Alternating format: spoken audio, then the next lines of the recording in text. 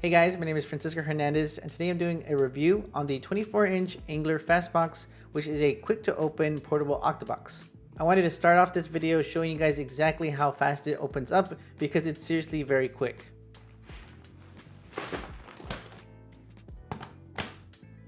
The Angler FastBox can be bought for $159 for the 24-inch version or $129 for the 20-inch version, and there's several different types of adapters to attach different lights to the FastBox.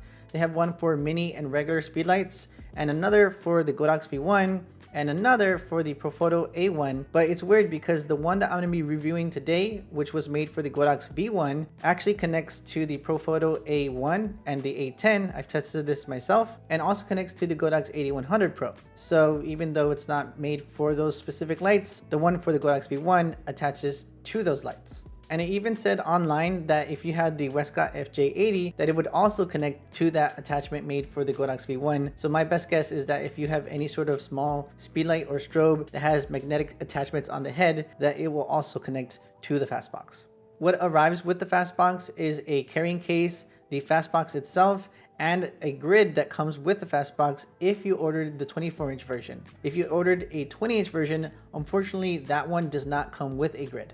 I've never been a big fan of grids to begin with, but the fact that the FastBox comes with one at $159 is really great if you want more control over your light. And it's crazy because sometimes a grid alone for other brands out there can cost close to $159, which I'll actually show you later on in this video. The grid for the FastBox is actually really nice. It's made of nylon, which doesn't feel too cheap or anything like other products that I've used in the past. In the past, I've actually experienced very cheap material on the grid, which made tearing very easy. And I don't feel like that's the case with the grid for the FastBox. It's also very simple to attach the grid onto the FastBox. All you have to do is just put it over the edges of the FastBox and it attaches with some Velcro. Like I said before, I've never been a big fan of grids. And one big reason behind that was how much of a pain they were when you needed to put them away. Thankfully, that's not a case with the grid for the FastBox. It feels like it remembers how it was folded, so folding it was really easy. And once you collapse it and put it back down, you can put it into its nice little carrying case. As for the FastBox itself, this is pretty much how it looks like when you take it out of the carrying case. There's a little strap with Velcro on it to wrap the rods close when packing it up, so that's handy to have. And the FastBox also comes with this little keychain looking strap. I couldn't find any instructions on how to use that little keychain thing, so my best guess on how to use it was to tighten it around the bottom part of the FastBox and then attaching it to whatever you want, either your camera bag or your jeans or I guess something else. To open the FastBox, all you have to do is hold the handle with one hand and then use the other to pull back the top part until it snaps into place. It's very simple and very easy to do that. I consider myself not the strongest person out there, so if I can do it, then you definitely can do it as well. When it comes to the outside material of the FastBox, I believe it's polyester fabric, which is really nice because it might seem like it has wrinkles on it when it's collapsed, but once you set it up, the wrinkles seem to fade away and it looks nice and neat.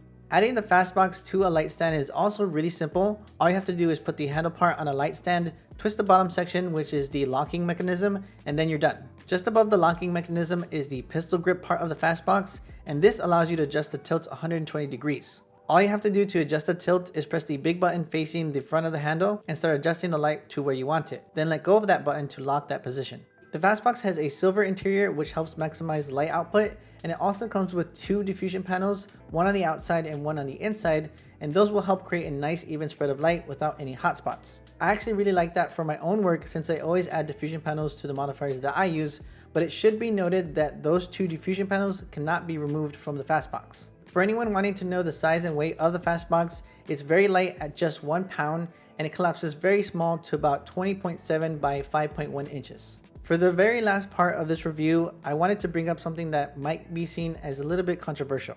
I'm not going to say that the Profoto Clic Octa Softbox and the Angler FastBox are the exact same product, but I will tell you that if I were somehow blind and picked them up and somehow used it, I would not be able to tell the difference from feeling it, and I would bet money that the end results would be exactly the same. In my humble opinion, the Profoto Clic Octa Softbox and the Angler FastBox seem to be made of the same material, have the same design, and do the exact same thing, but one is just branded by Profoto as the Clic Octa Softbox, and the other is branded by Angler as the FastBox. The only real difference to me is the price of these two options. The Profoto Clic Octa Softbox is $299 without a grid, and the Angular FastBox is $159 with a grid. I see absolutely zero reason why anybody should buy the Profoto Clic Octa Softbox when they're seemingly the exact same product with the Angular FastBox for half the price. Actually, to be completely honest with you guys, there are some differences between the Profoto Clic Octa Softbox and the Angular FastBox in that the Angular FastBox can be used with different adapters so that you can use mini speedlights and regular speedlights, while the Profoto Clic Octa Softbox can't do that. You could also find the Angular FastBox in a 20-inch size, while the Profoto Clic Octa is only limited to the 24-inch size. There's also the smoother handle on the Profoto Clic Octa Softbox, but if that smoother handle justifies double the price is completely up to you.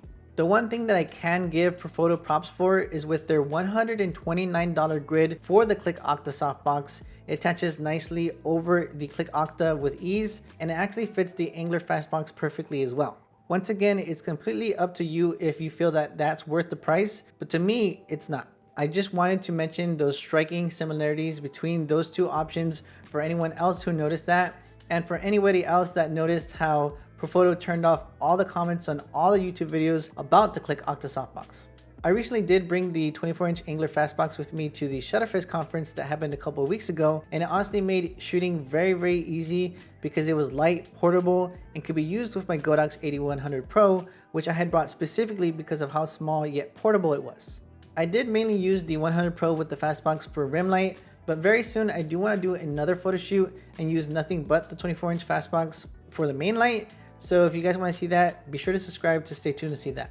Links to everything that I talked about in this video will be in the description area below. So in case you guys are interested in getting the Angular FastBox for yourself, be sure to check that. I'm going to be ending this video with some quick behind the scenes video and photos that I took using the Angular FastBox. So hope you guys enjoy that. But if you have any questions about anything at all about this video, let me know in the comment section below and I'll reply as soon as possible. Don't forget to give this video a like if you enjoyed it or if it helped you at all. But for now, I'll just say take care, guys, and I'll see you in the very next video.